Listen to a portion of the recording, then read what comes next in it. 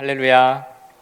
네, 이 한 주간의 이 긴장이 이제 다 풀어지고 한편으로는 피곤함이 몰려오는 이 금요일 저녁 밤에 이렇게 하나님께서 우리에게 또 예배를 주시고 예배를 통해서 하나님의 말씀을 허락해 주셨음에 감사를 드립니다. 이 시간 주신 말씀을 듣고 또 특별히 금요일 저녁 함께 합심하여 또 기도하는 데 힘을 내는 그런 아름다운 저녁 시간이 될 수 있도록 하나님께서 함께 해주시기를 기원합니다. 지금 여러분이 이제 아시다시피 우리 중고등부 학생들이 또 목사님과 함께 강원도 영월에서 이렇게 수련회를 진행하고 있습니다.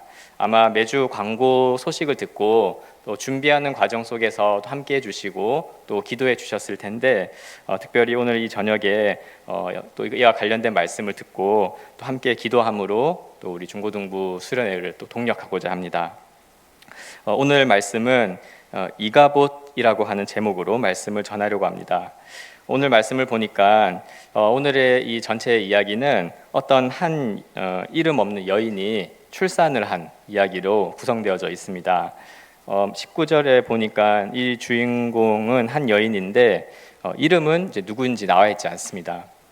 다만 그가 이제 마지막 사사시대의 마지막 시대를 이제 살아가는 데 있어 제사장 엘리의 며느리라 이렇게 표시되어 있고 그 엘리의 아들이었던 비느하스의 아내, 즉 이제 엘리의 며느리이자 비느하스의 아내였습니다. 19절에 보니까 이제 해산하기를 기다리고 있는 해상 직전에 만삭의 이제 여인이었던 것 같습니다. 그런데 이제 오늘 이 여인이 이제 출산을 한 사건은 하나님의 이 구원 역사 가운데 이루어진 일인데 그 가운데 특별히 이제 사사 시대라고 부르는 우리 구약 성경의 사사기 말씀이 이제 끝나는 마지막 시점이라고 할 수 있겠습니다.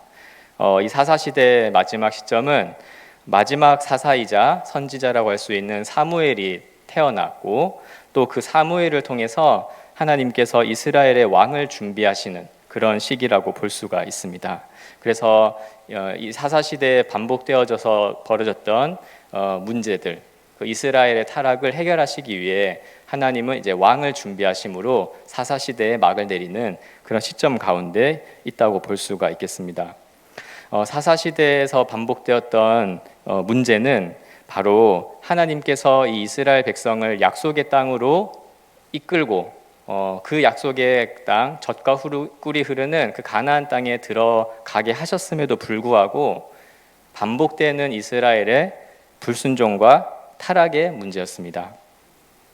하나님께서는 아브라함에게 약속하셨던 대로 큰 민족을 이루어 주셨고 또 약속한 대로 400년이 지나서 이 가나안 땅으로 오게 하셨고 또한 하나님께서는 이 율법을 통해서 그 성막을 통해서 하나님께서 이스라엘 백성 진중 가운데 임재하시는 그런 하나님께서 주신 모든 약속을 이제 이루어 주셨음에도 불구하고 이상하게 사사시대 약 수백 년간의 시간인데요. 사사시대 동안 계속해서 이스라엘은 불순종하였고 타락하였습니다.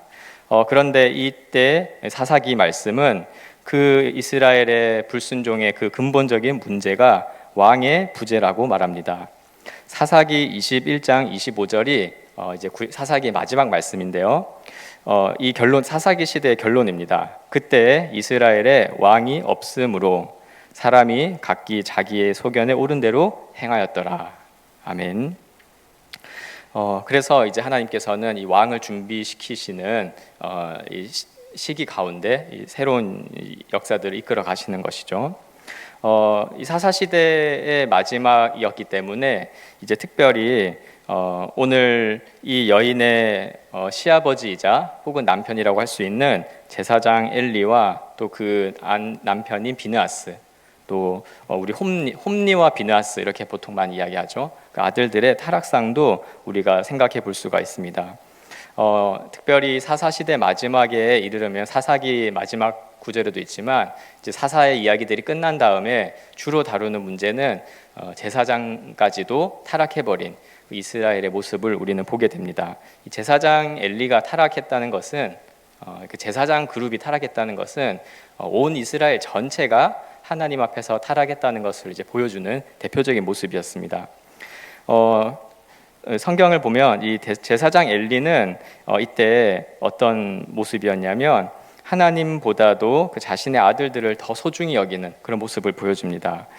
우리 앞서 사무엘상 말씀, 사무엘상 2장 29절에 보면 하나님께서 이제 엘리의 집안에 저주를 내리시는 말씀인데, 너희는 어찌하여 내가 내 처소에서 명령한 내 제물과 예물을 밟으며 내 아들들을 나보다 더 중히 여겨 내 백성 이스라엘이 드리는 가장 좋은 것으로 너희들을 살지게 하느냐 함으로써 이 아들들을 더 귀하게 여겨서 하나님께 드려야 할 제물마저도 밟고 또한 그것으로 아들들을 먹이는 그런 것을 보게 됩니다. 그 아들들은 홈니와 비느하스였는데 이들의 타락은 더 심했습니다. 여호와의 제사를 멸시하였고 또 수정든 여인과 동침한 것이죠. 사무엘상 2장 17절에 보면 이렇게 기록하고 있습니다. 이 소년들, 홈니와 비느하스를 말합니다. 이 소년들의 죄가 여호와 앞에 심히 크면 그들이 여호와의 제사를 멸시함이었더라.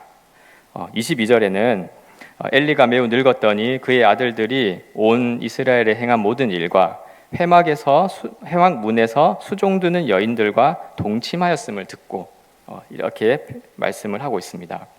원래 제사장 엘리를 비롯한 제사장 가문은 이스라엘을 대표하여서 하나님께 나아가 제사를 드리고 예배를 드리고 그 죄를 속죄함으로써 하나님과의 이 관계, 거룩한 관계를 유지하는 것이 중요했음에도 불구하고 이들 집안 모두가 하나님께서 맡겨주신 제사장의 직무를 감당하지 않았고 오히려 그것으로 자신의 아들들을 혹은 자신의 탐욕을 채우는 방식으로 살아가고 있었음을 우리는 보게 됩니다.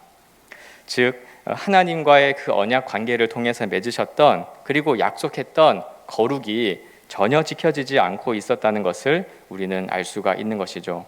하나님께서 이스라엘 백성들을 약속을 맺으시고 이스라엘 백성들을 또 애굽에서 구원하시고 약속의 땅으로 들어가게 하셨을 때에는 그 구원에 분명한 목적이 있었습니다. 레위기 11장 45절에 그 말씀이 있는데요. 나는 너희의 하나님이 되려고 너희를 애굽 땅에서 인도하여 낸 여호와라. 내가 거룩하니 너희도 거룩할지니라. 아멘. 하나님께서는 애굽 땅에서 이스라엘 백성들을 인도하여 낸 목적이, 우리를 구원하시는 목적이 단순히 죄로부터 혹은 애굽의 압제로부터 구출시켜 주는 것만이 아니라 약속의 땅에 들어가서 하나님의 백성으로서 거룩하게 살아가는 것을 목표로 하셨던 것이었습니다. 그래서 하나님 자신이 거룩하시기에 하나님의 백성들도 또한 거룩함으로써 이 땅에서 구별되어 살아가기를 원하셨고 이스라엘 백성 모두는 하나님 앞에서 약속을 했었습니다. 그러나 이 모든 것이 깨어진 장면을 우리는 보게 되었고 그 가운데 오늘 말씀의 사건이 펼쳐지고 있다고 보시면 되겠습니다. 오늘 본문 19절에 보면 이제 이 여인이 시아버지와 남편의 이 죽음의 소식을 듣고 갑자기 해산하였다는 것을 우리는 보게 됩니다. 그의 며느리인 비느하스의 아내가 임신하여 해산의 때가 가까웠더니 하나님의 괴를 빼앗긴 것과 그의 시아버지와 남편이 죽은 소식을 듣고 갑자기 아파서 몸을 굽히러 해산하고 되어져 있죠. 이 소식을 듣고 아마 충격을 받아서 그 충격에 의해서 이제 해산을 한 것입니다. 오늘 이제 우리가 쓰는 조산이라 그러죠. 이제 원래 이제 만삭이긴 하지만 때가 차서 나오는 것이 아니라 이제 그 충격에 의해서 갑자기 아이가 나온 사실은 굉장히 이제 심각한 그런 장면이라고 할 수가 있겠죠. 그래서 이 여인은 갑자기 시아버지와 남편의 죽음 소식, 또 하나님의 괴를 빼앗겼다는 소식을 듣고 해산을 하게 됩니다. 홈니와 비느하스, 이제 자신의 남편이 비느하스, 또 이제 시댁 형제, 시댁 도련님이라고 할 수 있는 홈니가 이제 이 블레셋과의 전쟁에서 전사를 하게 되었기 때문입니다. 사무엘상 4장 2절에 보면 이스라엘과 블레셋의 전쟁 이야기가 있는데요. 이스라엘은 나가서 블레셋 사람들과 싸우려고 에베네셀 곁에 진치고 블레셋 사람들은 아벡에 진쳤더니 블레셋 사람들이 이스라엘에 대하여 전열을 벌이니라. 그 둘이 싸우다가 이스라엘이 블레셋 사람들 앞에서 패하여 그들에게 전쟁에서 죽임 당한 죽임을 당한 군사가 4,000명 가량이라. 이렇게 큰 대패를 당했고 4장 11절에는 이때 결과는 하나님의 괴는 빼앗겼고 엘리의 두 아들 홈니와 비나스는 죽임을 당하였더라고 기록하고 있습니다. 또한 이 소식을 들은 아버지 엘리는 이스라엘의 패배 또 두 아들의 죽음 소식을 듣고 여러분도 잘 아시는 장면이죠. 그 의자가 뒤로 넘어져서 목이 꺾여 죽게 됩니다. 사무엘상 4장 18절 하나님의 괴를 말할 때 엘리가 자기 의자에서 뒤로 넘어져 문 곁에서 목이 부러져 죽었으니 나이가 많고 비대한 까닭이라. 그가 이스라엘의 사사가 된 지 40년이었더라 기록하고 있습니다. 이러한 사건 가운데 이 여인은 아이를 해산한 것이죠. 그런데 20절에 보니까 아이를 해산한 후에 바로 이 여인은 죽어갔습니다. 죽어갈 때 곁에 서 있던 여인들이 그 죽어가는 여인에게 위로를 했던 것 같아요. 뭐라고 했냐니까 두려워하지 말라. 내가 아들을 낳았다 이렇게 한 거예요. 이제 아마도 그 조산한 것 때문에 아이가 건강하게 태어난 건지 이런 것도 중요하겠죠. 또한 당시의 문화에서는 이 아들을 낳아서 대를 이어가는 것이 또 굉장히 중요한 것이었고 그 당시의 여인들에게는 그 여인의 명예와도 관련돼 있는 그런 일들이었기 때문에 곁에 있는 여인들이 이제 위로를 했던 것 같아요. 물론 이 여인은 생명을 이제 잃어가고 있는 상황 가운데 있습니다. 그런데 20절 후반부에 내가 아들을 낳았다 하되 이렇게 했는데 그가 대답하지도 아니하며 관념하지도 아니하고 이렇게 반응했다고 합니다. 이 여인은 아이가 태어났는데 지금 몸을 굽으려 아이를 이제 갑자기 해산을 했는데 물론 다행히 그 아이는 살아 있었어요. 그리고 아들이었고 옆에 있는 사람들이 괜찮다, 아이가 무사히 태어났고 또 아들이다, 이제 대를 이어갈 수 있다, 이렇게 옆에서 위로를 해줬는데 이 여인은 아무런 대답도 없이 또 관념하지 않았다는 말은 아무 관심이 없었다는 걸, 생각하지도 않았다, 마치 얼 빠진 사람처럼 가만히 있었던 거예요. 원래 어떻습니까? 아이가 태어나면 엄마이기 때문에 그 아이가 싫든 좋든 본능적으로 아이가 태어났을 때 아이가 살아있는지, 아이가 울음소리가 나는지를 기다리고 확인하고 싶어하고 품에 안고 싶어하는 것이 그 엄마의 본능이죠. 그런데 이 여인은 너무나 이상하게도 엄마로서의 그 본능마저도 상실한 그런 모습을 보여주고 있습니다. 그리고 나서 이 여인은 마지막 유언처럼 어떻게 했냐면 이 영광이 이스라엘을 이제 떠났다 이야기하면서 이 태어난 아이의 이름을 가리켜 이제 이가봇이라고 이름을 지었습니다. 이 여인이 아이를 낳고 처음이자 마지막으로 한 행동이고 그리고 이제 이 여인은 죽었던 것 같습니다. 그런데 성경은 왜 이 여인이 자신의 아들의 이름을 이가봇이라 이렇게 지었냐 보니까 하나님의 괴가 빼앗겼고 그의 시아버지와 남편이 죽었기 때문이며 22절 또 이르기를 하나님의 괴를 빼앗겼으므로 영광이 이스라엘에서 떠났다 하였더라 이렇게 기록하고 있습니다. 이 여인이 이제 이가봇이라고 하는 이 이름의 뜻은 영광이 떠났다는 거예요. 하나님의 영광이 떠났다는 게 이 아이의 이름이 되어버렸어요. 엄마가 이제 지어준 이름이죠. 보통 아이들의 이름 어떻게 짓습니까? 우리가 이제 저도 아이 이름을 지으면서 많이 고민했을 때 그 아이가 어떤 상황이든지 간에 아이의 이름을 지을 때는 그가 어떻게 잘 자라갈지, 그래서 가능하다면 축복과 또 기쁨과 이런 소망을 담은 이름이라도 그렇게 지어서 그 아이에게 주고자 하는 것이 모든 사람의 일반적인 속성입니다. 그러나 이 여인은 갓 태어난 이 아이의 이름을 이가봇, 하나님의 영광이 떠났다는 그 이름 뜻을 지으면서 하나님의 백성이 말할 수 있는 최악의 저주를 담은 그런 이름을 짓고 죽어간 것이죠. 보통은 오히려 어려운 상황일수록 더 이 이름에는 희망을 짓는 경우들이 보통은 그런데 이 여인은 그렇지 않았습니다. 그래서 오늘의 이 말씀은 이제 어떤 이름 없는 한 여인이 하나님의 괴를 빼앗긴 소식과 그러니까 이스라엘의 이 대패한 소식, 또한 자신의 시아버지와 남편이 죽은 이 죽음의 소식을 듣고 아이를 출산했고 이 아이의 이름을 하나님의 영광이 떠났다라고 하는 이 저주를 담은 이가봇, 예수시라고 하는 이름을 짓고 마지막 생을 마감한 그런 장면이라고 할 수가 있겠습니다. 오늘 우리는 이 본문 말씀을 대하면서 무엇을 좀 생각을 해야 할지 우리가 한번 살펴보겠습니다. 이 여인은 이 두 가지 소식, 언약궤를 잃어버린 것, 그리고 엘리와 두 아들들의 이 죽음이 무엇을 의미하는지를 분명히 알고 있었던 것 같습니다. 그것은 그녀가 자신의 아들의 이름을 이가봇이라 지은 것처럼 지금 여호와 하나님의 그 영광이 우리 이스라엘을 떠났다라고 하는 사실이었습니다. 이 여인은 하나님의 영광이 우리를 떠나갔다는 것이 무엇인지를 알았고 그 두려움과 충격 가운데 갑자기 해산을 해버린 것입니다. 사실 남편의 죽음과 혹은 시아버지의 죽음이 충격적인 소식이라고 할 수 있겠죠. 그러나 이 여인이 아이를 낳고 그 아이의 이름을 이가봇이라 지은 것을 생각해 보면 이 여인에게는 물론 시아버지와 남편의 죽음도 큰 슬픔과 충격이었지만 그보다도 더 큰 충격은 그녀가 두 번 이렇게 반복하고 있는 하나님의 궤를 빼앗긴 이야기, 곧 하나님의 그 영광이 우리 이스라엘을 떠났다는 것을 생각하며 그것이 얼마나 큰 두려움이자 충격인지를 우리는 살펴볼 수가 있습니다. 이 그 두려움과 그 충격의 크기는 이 아이를 낳은 산모가 그 아이에게 무관심할 정도로 큰 충격이었던 것이었습니다. 주변에 위로가 들리지 않았습니다.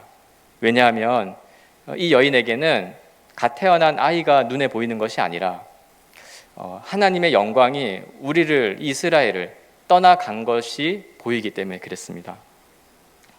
우리는 이 여인이 어떻게 이런 영적인 지각을 가지고 어떻게 이런 믿음을 가지고 있었는지 알 수 없으나, 그러나 이 말씀을 통해서 우리는 이 여인과 같은 관점과 그런 믿음을 가지고 있는지를 살펴보아야 할 것 같습니다. 보통 모든 사람은 가난, 또 질병, 또 궁극적으로는 죽음을 두려워하기 마련입니다. 우리의 본능적인 당연한 모습이죠. 그러나 오늘 성경 말씀은 하나님의 영광이 우리를 떠나가는 것이 이 사람이 처하는 가장 큰 두려움임을 말씀하고 있습니다. 사랑하는 우리 여러분, 우리는 평소에 또 우리는 살아가면서 그 하나님의 영광에 관하여 좀 어떻게 생각을 하고 계십니까? 혹시 하나님의 영광이 우리를 떠나간다는 것, 이런 거 상상이라도 이렇게 해본 적이 있으신가요? 저는 오늘 본 말씀을 이제 연구하고 또 준비하면서 그냥 상상이라도 해봤어요. 하나님이 함께 하신다는 것이 얼마나 우리가 큰 복인지 알고 있는데 그 영광이 우리를 떠나간다는 것을 상상해 보니까 정말 그것은 너무나 절망적인 것, 허무하고 우리의 살아가는 삶의 의미가 그럼 무엇일까 이렇게 생각이 들 정도의 그런 두려움인 것 같았습니다. 그런데 이제 이 시대에는 하나님의 궤가 이렇게 이스라엘 국경을 넘어가 이제 블레셋으로 빼앗겨 가는 것을 통해서 하나님의 영광이 떠나간 것을 좀 표현하고 있으나 오늘날 우리는 좀 다른 것 같아요. 물론 오늘은 하나님께서 예수 그리스도를 통하여서 우리 가운데 그 영광을 되찾게 하셨고 또 예수 그리스도께서는 우리 믿는 자로 하여금 성령을 보내셔서 영원히 떠나지 않은 그 영광이 영원토록 우리와 함께하는 그런 복락 가운데 살아가고 있는 것을 우리는 알고 있죠. 그러나 반대로 오늘 이 시대에는 하나님께서 우리를 떠나가시는 것이 아니라 하나님께서 예수 그리스도를 통해서 성육신하셔서 우리 가운데 오셨음에도 불구하고 우리가 그 하나님의 영광을 떠나가고 있는 것은 아닌지, 그 하나님의 영광에 무감각해진 것은 아닌지를 생각해 보아야 할 것 같습니다. 특별히 하나님의 영광을 떠난 이 어두운 시대 가운데 우리가 살아가는 것을 좀 보게 됩니다. 또 생각하게 됩니다. 정말 많은 사람들이 자신의 필요가 아닌 이상 하나님을 찾지 않는 경우도 많이 보게 됩니다. 또 하나님께서 안 계신 것, 또 하나님이 없이 살아가는 삶에 대해서도 사실은 어떤 두려움을 느끼지 않죠. 약간 무감각해진 것 아닌가 생각이 듭니다. 하나님이 계신 것이 복되고 또 좋다 하면서도 하나님이 계시지 않는 것은 얼마나 무섭고 두렵고 아주 비참한 것인지에 대해서는 못 느끼는 경우가 많이 있지 않은가 싶습니다. 또한 오늘 이 시대에는 하나님의 영광에 관하여, 예수 그리스도의 복음에 관하여 전하고 또 말하고자 했을 때는 이 시대는 얼마나 그것을 거부하는지, 또 그것을 거절하는지를 또한 우리는 많이 부딪히게 되죠. 그럼에도 불구하고 이 시대는 어떻습니까? 어떤 설명할 수 없는 그런 막연한 두려움과 또 염려로 점철된 삶들을 모두가 살아가는 것처럼 보입니다. 하나님이 안 계시니까 하나님의 그 영광을 채우기 위해서 온갖 피조물들로 자기의 삶을 채우기 위해 아주 애를 쓰는 것을 또한 우리는 쉽게 보게 됩니다. 특별히 이 현대 시대에 들어오게 되면서 우리 모두가 사실은 이제 뭐 세대 차이가 있다 그러지만 우리 여기 앉아 계신 저와 여러분 모두는 이제 현대를 살아가는 사람들인데, 이 현대의 사상과 문화 가운데 이제 점점 우리는 하나님의 앞에서의 우리의 삶, 하나님과 또 이웃과의 관계 속에서 우리를 생각하지 않게 되었습니다. 설명하기에는 복잡할 수 있겠지만 그 결과적으로만 말씀드린다면 이제 더 이상 우리는 어떤 다른 사람과의 관계 혹은 하나님과의 관계 속에서 우리를 찾지 않고 세상에서 이제 자아라고 부르는, 좀 쉽게 말하면 나의 감정이나 나의 직관, 나의 욕구, 이런 것을 통해서 나 자신이 누구인지를 확인하고 찾고자 하고, 또 유명한 또 뭐 사상가라고 할 수 있는 또 뭐 프로이트 같은 사람이 이제 인간은 결국 어떤 성적인 본능을 충족시키는 그런 존재라고 밝혀낸 것을 기점으로 이제 점점 더 어떤 자아에 몰두하고 자신의 욕구를 채우기 위해서 살아가는 시대에 점점점 우리는 젖어 들어가고 있는 것을 보게 됩니다. 그래서 이 시대의 사람들은 하나님이 선하시다, 하나님의 영광이 우리와 함께 있는 것이 가장 복된 것이다 라고 생각하지 않죠. 내가 필요로 하는 것, 내가 내 욕구를 채울 수 있는 것이 있다면 그것이 선한 것이고 그것이 복된 것이다 라고 추구하는 시대 가운데 살아가고 있습니다. 물론 우리는 그런 사상가들에 의해서 또 그런 것들을 전공하면서 배운 것이 아니라 이 시대의 문화를 통해서 이제 접하게 되는 것이죠. 특별히 이제 여기 계신 우리들은 이제 성인이 되어서 있지만 때로는 우리들도 요즘에 유행하는 드라마라든지 영화라든지 이런 것들을 보면서 이렇게 점점 더 자기 자신에 집중하고 자기 자신의 욕구를 채워가는 것을 굉장히 이제 인간답고 행복한 삶으로 여기는 것들에 대해서 이제 우리 자신은 물론 그렇게 살아가지 않는다 할지라도 어느 정도 공감하고 또 그들을 이해하는 그런 가운데 있습니다. 그런데 이러한 시대 가운데 이제 우리에게 주신 다음 세대 우리 아이들은 조금 다를 수 있을 것 같아요. 우리들은 어떻게 보면 하나님이 계시며 또 하나님의 영광을 구하며 그것을 기쁨 가운데 살아가면서도 이 시대의 문화를 통해서 이 하나님 없이 살아가는, 하나님의 영광이 없어도 충분히 즐겁게 살아가는 그런 문화에 대해서 그냥 적당히 분별하면서 받아들이지만, 오늘 이 시대에 태어난 우리의 다음 세대 자녀들은 오히려 하나님 없이 그러나 자기 자신의 욕구를 충족시키면 그것으로 행복하다고 여기는 이 시대의 문화를 당연한 것으로 생각하며 살아가고 있습니다. 그렇기 때문에 오늘 요즘 학생들에게 가장 이상한 것들 중에 하나가 뭐냐면 기독교 이런 거래요. 성경, 예수님, 그리고 예수님을 닮아 거룩하게 살아가는 것, 이런 것들이 요즘 아이들에게는 너무 낯설고 이상한 것들 중에 하나라고 합니다.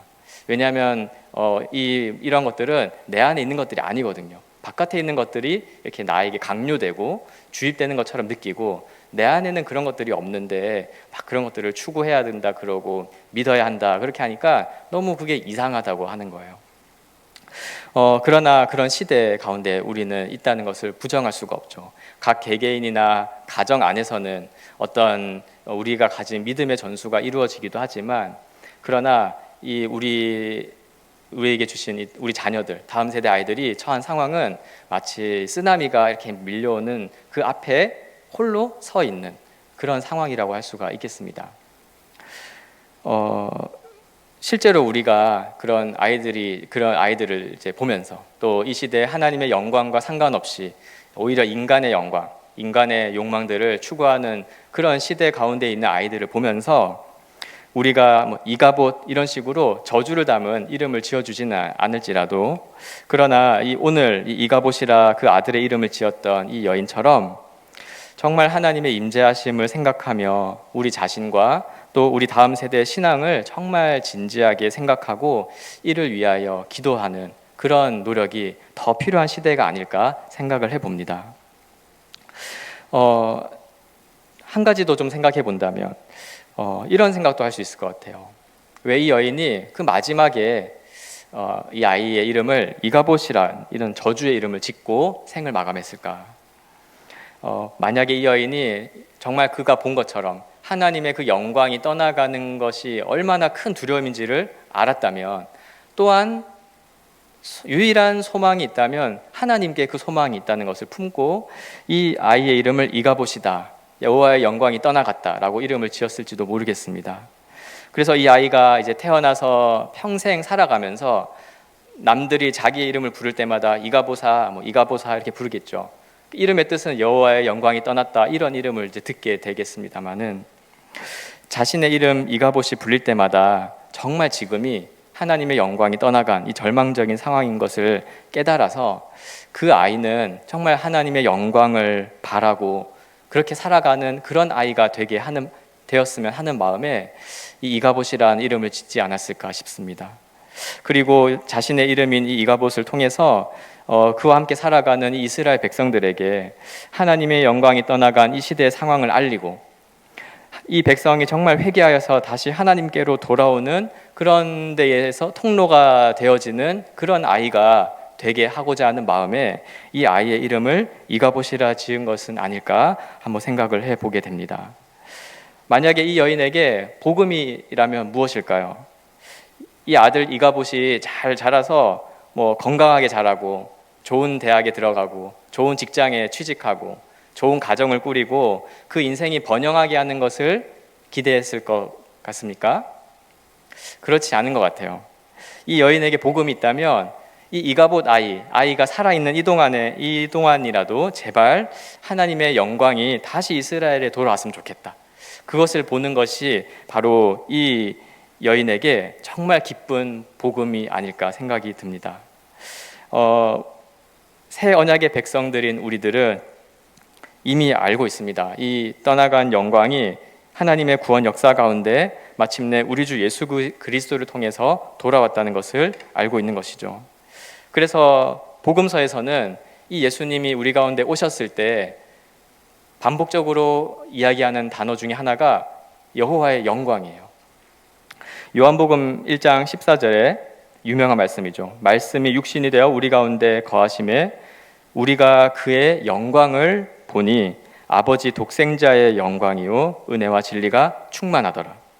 누가복음 2장 30절에서 32절, 이 시므온이 한 예수님을 안고 이렇게 찬양했는데, 내 눈이 주의 구원을 보았사오니 이는 만민 앞에 예비하신 것이요 이방을 비추는 빛이요 주의 백성 이스라엘의 영광이나이다 하니. 아멘. 이 말씀을 통해서 우리는 알고 있죠. 예수 그리스도를 통해 우리에게 하나님의 그 떠나간 영광이 돌아왔다는 것을 알고 있습니다. 그러나 한편으로 우리는 깨어 있어야 하겠습니다.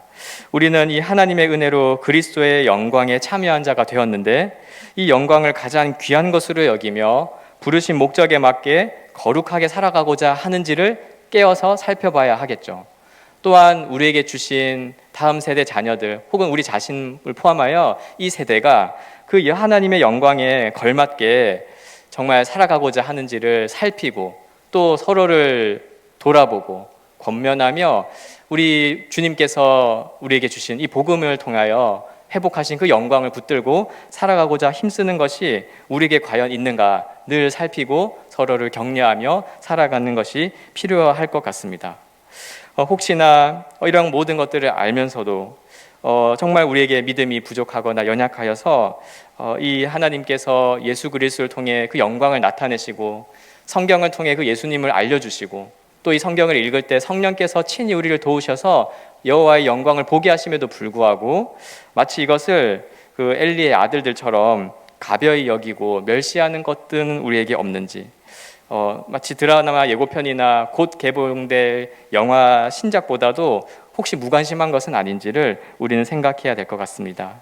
특별히 우리 다음 세대 자녀들을 이렇게 볼 때 그 아이들이 어떻게 자라가기를 바라는지, 이 아이들이 정말 하나님의 영광을 구하는 것인지, 아니면 이 세상 사람들과 똑같이 자기의 영광을 구하며 살아가고 있는 것인지를 우리는 정말 잘 살피고, 이 여인의 이가봇 이름 지은 이 태도처럼 우리도 하나님께서 우리 자녀들에게 이 영광 가운데 살아가게 하시는지를 관심을 기울이고, 또 우리가 할 수 있는 모든 것으로 섬기고 또 기도하는 그러한 것이 우리에게 필요할 것입니다. 이 저녁에 이 말씀을 생각하면서 말씀을 맺습니다. 오늘 이 무명의 여인은 하나님의 영광이 떠나간 이 어두운 시대를 보고 그 아들의 이름을 이가봇이라 지었습니다. 일종의 유언이었습니다. 우리도 이 여인처럼 하나님의 영광, 곧 우리 주 예수 그리스도의 이 복음의 관점을 가지고 우리 자신과 우리 자녀들의 세대의 그 신앙과 삶을 살피며 먼저 은혜 받은 자로서 섬기는 자가 되기를 원합니다. 둘째로, 제사장마저도 여호와의 법을 어기고 거룩을 상실한 이 어두운 시대에 하나님은 이 이름 없는 한 여인을 통해서라도 하나님의 영광을 바라고 소망하게 하신 것을 기억했으면 좋겠습니다. 그래서 오늘 이 시대도 마치 사사시대 마지막처럼 어두운 시대라고 말하는데, 정말 자기 소견에 옳은 대로 살아간다고 하는데, 그러나 우리만이라도 오늘 본문에 이름 없는 한 여인이 되어서 우리 자신의 영광이나 자랑이 아니라 하나님의 영광을 바라고 거룩을 추구하며 기도하는 자가 되기를 원합니다. 이 말씀을 생각하면서 오늘 이 저녁에 함께 기도하고, 또 우리 자녀의 다음 세대들의 신앙을 위해서 기도하는 이 저녁 시간을 우리 모두가 함께 은혜 가운데 보내기를 주님의 이름으로 축원합니다. 기도하겠습니다. 하나님 아버지, 오늘 주신 말씀을 통해 자신의 생명이 끝나가는 이 중에도 여호와의 영광을 생각하며 아들의 이름을 이가봇이라 지었던 이 여인의 삶을 통해 오늘 우리가 무엇을 생각하고 무엇을 바라며 무엇을 위해 기도해야 할지 알려주심에 감사를 드립니다. 하나님의 영광이 우리 가운데 없다면 우리가 어떤 세상의 어떤 것으로도 치장하고 자랑할지라도 다 허망하고 절망적인 것임을 이 말씀을 통해 깨달아 알게 하여 주시고, 특별히 이 여인이 그토록 바랬던 하나님의 영광의 회복이 예수 그리스도 안에 이미 우리에게 주어졌다는 사실에 감사와 찬송을 드림으로 나아가게 하여 주옵소서. 이 은혜를 기억하여 우리의 인생의 목적이 하나님의 거룩한 백성으로 그 영광을 바라며 살아가는 것임을 기억하게 하시고, 동산교회에 주신 다음 세대 우리의 자녀들에게도 이 귀한 신앙이 잘 전수될 수 있도록 모든 시간 가운데 은혜를 베풀어 주옵소서. 이 모든 말씀을 우리 주 예수 그리스도의 귀하신 이름으로 기도합니다. 아멘.